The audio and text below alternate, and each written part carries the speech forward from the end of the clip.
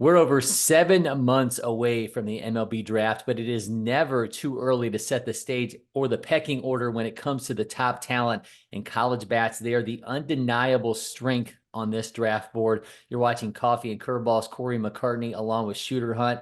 And Shooter, let's start there because you go back to 2019 with Adley Rutschman, and 3 of the last 5 number 1 overall picks have been college hitters. And it's shaping up like that could be the case again in 2024. For sure. And I guess I would subscribe to the grab some pitchers and quantity with the draft. I would be on that side of the fence. But I mean, shoot, Jack Caglione at the top of this list is a two-way. So maybe you're getting a pitcher and a hitter in that sense. But those impact position players who are out there every day, there's just so much value to be had in the draft with regards to them. So that's why we give it that same value. So they're calling him Shohei Caglione, by the way, 33 homers last year for Florida, striking out 87 and 20 and 74 and 2/3 innings. So the two-way potential, as you mentioned there, is exciting. But you've obviously got Caglione, you've got Wake Forest, Nick Kurtz, Oregon State's Travis Bazania, West Virginia's JJ Weatherholt at that top tier. An interesting note, since the MLB draft started in 1965, there's never been a player born outside the United States or a U.S. territory go number 1. Bazania could, from Sydney, Australia, he could be that guy. But before we even get to the first high school player on the draft board, and California's Bryce Rayner, you had to go all the way down to number 5. So what do you feel like in that top 10 is the kind of the overarching theme for these prospects? Well, in this prep class in general, it's very unique to any that I've seen since I've been at prep baseball. And the fact that things are so unsettled. Usually at the top in 2019, you go back to Bobby Witt Jr. You're looking at some of the top names coming out of high school. And it's easy to be like, okay, this guy's going to go here. These guys are slam dunks. This class, and we love Rayner. He's been our number 1 player in this class for over 3 years now, I think.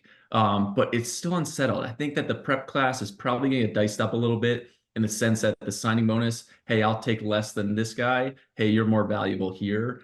Just because the talent group is just so many are in that grouping. When we put this list out, it's 1 through 200 here in the combined list, but a lot of it is really groupings. You have those top 4 position players out of college that are all kind of together. They have a chance to be the 1-1 going into the spring. Then you look at some of the arms like Brody Breck, the kid at Iowa.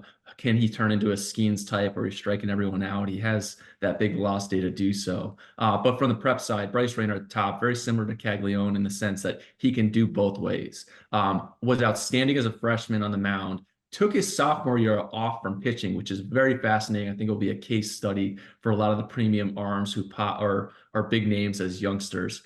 But he's back on the mound. I think he is the premium right-handed pitcher in this class. Very similar to Noble Meyer of last year on the bump. Whether or not that slider has made the jumps without him pitching quite as much, we'll see. But he can also really swing it, and he might be the best defensive shortstop as well. What puts in your mind a guy like Rayner above some other college arms, like you mentioned, Brecht, Wake Forest, Josh Hartle? What kind of separates him at this point? I think the biggest thing for him being up there is the fact that it is two-way. We value that bat just that much. Him as a shortstop, a premium athlete, he's still filling out. He has put on 15 to 20 pounds in the last 18 to 20 months.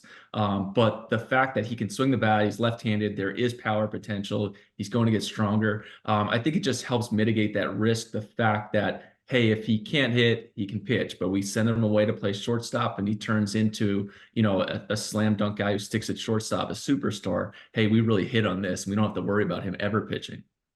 We round out the top 10 with some SEC stars: LSU third baseman Tommy White, Georgia outfielder Charlie Condon, Arkansas lefty Hagen Smith. It's obviously, as you mentioned, it's so hard to weigh a team's approach to slot values, what a guy's going to sign for. But who do you think among those guys in the bottom half of that top 10 could be primed to make a case to get into the top 5 as we move along?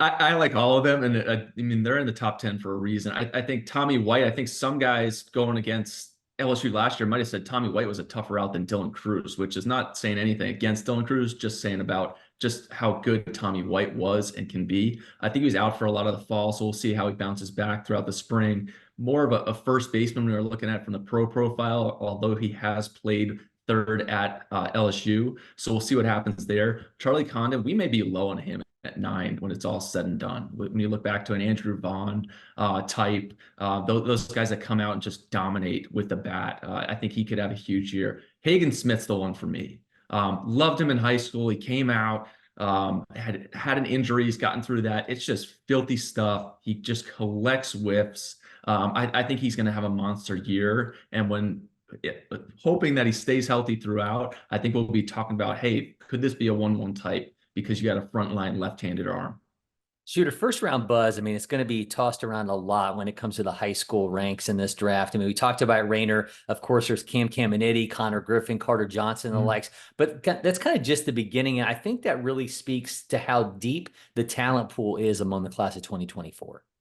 Without a doubt. And I was going through my notes preparing for this, and in a high school draft, the first player year coming out of the prep side, you're looking at probably 10 to 15 high school guys going. When you look in the long run of just the singular class, so go back to 2020 graduating prep class, you go through their college career, there were more than 30 first rounders in that group. You look at the top 60 picks, there were 60 top 60 picks just from the 2020 class.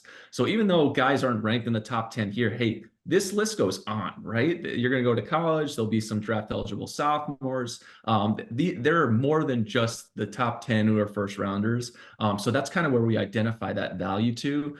But with this crew, there's just so many in high school where it hasn't jumped to the forefront. I look at a guy like David Shields, a left-handed arm out of Pittsburgh, who I'm a huge fan of. I think he could jump up some boards throughout the spring. He reclassed up similar to Connor Griffin. I think he could really have a huge spring there as long as it stays sunny in the Pittsburgh area. Levi Sterling, one of the youngest arms in the class, right-hander, Notre Dame high school, heading to a big matchup, potentially Sterling versus Rayner in the spring. And then Cale Fountain, a guy we'll see at the Super 60, who just has huge power, square shoulders. He's from a cold weather state. How many looks do they get? So that there's a lot of things that go into where they'll place in this draft. But it's one thing, it's going to be very exciting. So you have a piece up over at the Prep Baseball site right now, breaking up some of the budding prospects that have that kind of dark horse potential of going into the first round. So let's start with the pitchers. And what is so intriguing from your standpoint about the draft prospect of righties Joey Oki, Braden Krenzel, Trey Gregory Alford, and lefties Boston Bateman and Cooper Williams? And I'm sure there's huge fans of these guys already, and they're all ranked, I believe, in the top 30 in our high school class right now. The starting pitching this class has not settled itself, and I think, as you talked about at the top of the show, teams are valuing those position players right now. But you look at Joey Oki, electric arm. What's cool about him? Oh, he's from the state of Iowa. They will play their state final after the draft. So he will not start a season until a little bit later. Whereas some of these guys in California, they will be done with their season just as Joey Oki's kind of getting beyond that 60 pitch limit. But it's electric. He moves really well, jumps out of the hand, can tunnel the slider. You think about just how many innings does he have under his belt? Not quite as many as some of these guys down further this list.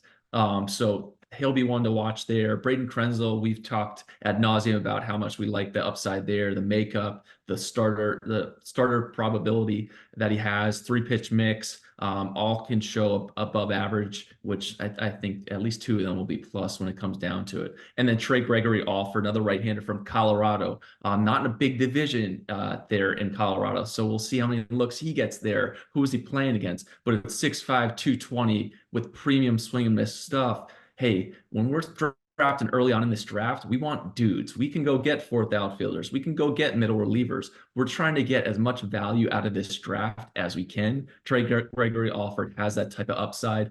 And then you got to talk about the California guys like Boston Bateman, 6'7", hulking frame. You can swing it a little bit, but it's a powerful fastball and it's a swing and miss breaker, downer, and just vicious angle he's able to get with that and tunnel the pitch. I think he could have a huge spring because, again, it's some unteachableness. He's 6'7", he's big, physical, durable. Could he start? We'll see. He's going to have to show that throughout the spring to kind of help ease the minds of scouting departments. And then Cooper Williams, a guy that I've circled as one of my first arms to see this spring down at Alvin High School, home of Nolan Ryan, just power arms there of all the but if he can maintain what he did all summer and just showed out, it was just calm, clean innings, mid-90s, 4 pitches for strikes. I think most of those pitches were more average, but the sum of those parts is outstanding. And should they make a jump, again, he's another guy that could be a first rounder. You mentioned Bateman's size, 6'7", 240. To put that into context, that's like an Aaron Judge sized teenager pumping fastballs into the 90s. That's like an MLB The Show creative player where the game is just like, wait a minute, this is just a little bit too much here. But It's got that so Rod Beck flow too. oh, there you go. So moving on to the position players, you've got some speed with Texas outfielder Braylon Payne and some prodigious power in Florida first baseman Miles Bailey. Yeah, and Braylon Payne, another one I'll see in that Houston trip for sure there at Elkins High School, Fort Bend Elkins. I think speed is being coveted. A lot of teams have turned the corner with that, especially the premium end. We saw the Dodgers take Kendall George from the Houston area last year. I would actually say Braylon Payne's ceiling is higher than Kendall George. So that tells you a lot with how high that Kendall George got plucked last year. But he continued to get better throughout the summer. Left-handed stick. It's a plus defender in center field. He can really run. So I love what he's about. On the flip side, Miles Bailey, huge power, had a big time summer, kind of broke out at our national program invitational at LakePoint there at the MPI. Outstanding there. But the power, Xavier Isaac's done really big things with the Rays to start off. It's a similar profile, the way they stand in the box from the left side. Does he show that hit tool even better throughout the spring? I'll get to see him at the Florida kickoff. I can't wait for that. But there's both those guys have definitely top 40 chance, if not into that back half of the first round. So we round things out with Arkansas outfielder Slade Caldwell and infielders Tyler Bell and Wyatt Sanford. Bell really opened eyes at the All-American game back in September. And Shooter, I know you've been high on Sanford for a while now. Yeah, and Bell, it's when we talk about and talking with some scouts, just how many switch hitting American infielders have there been? There's just not many. Down by you got Chipper Jones, but Jed Lowry's probably the first one you can think of as shortstop, switch hitter, American shortstop. Tyler Bell has shown the ability to do that switch hit. He proved it to us. Hey, this dude can stick at shortstop. Not everybody's a plus premium shortstop, but Tyler Bell's going to work himself into it as about as good as it's going to be at. So huge fan of his. I think you won't hear much because a lot of teams will be in on it until late. So don't sleep on the Tyler Bell hype. You talked about Slade Caldwell, 5'5", 5'6". I mean, but man, that dude can hit. And maybe the ceiling's not quite as high as some of these other guys where you're trying to get, but man, that floor is very high. Really good ball player. He generates that quickness in a tight window from the left side. I don't think anybody was as consistent with the barrel as I saw Caldwell throughout the summer. And then Wyatt Sanford, kind of the push on this list. Everybody was waiting on him to have that big breakout summer. Was really smooth on the infield.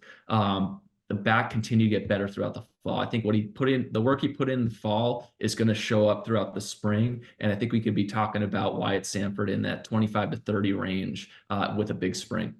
Well, the opportunities for these players to turn that first round buzz into a first round reality begins now. We will watch it all unfold here on Coffee and Curveballs. Until next time, I'm Cory McCartney. He's Shooter Hunt, and we'll see you at the Diamond.